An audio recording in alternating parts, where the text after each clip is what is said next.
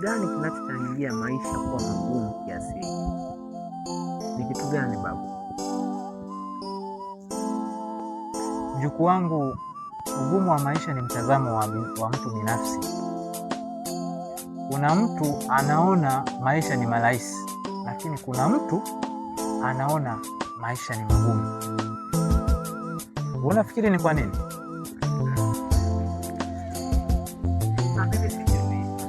Sikiliza nikwambie. Leo hii kuna watu wanamiliki biashara kubwa, lakini kuna watu pia hawana hata biashara, lakini kuna watu pia bado wanajijenga kuwa kwenye biashara. Wakati huo huo kuna watu wanashuka kutoka kwenye biashara walizonazo mpaka kwenye kiwango cha sifuri.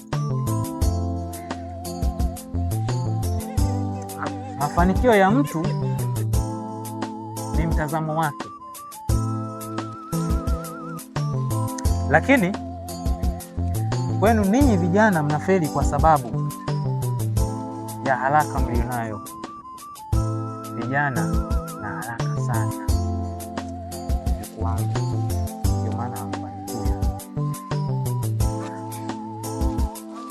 Sawa babu.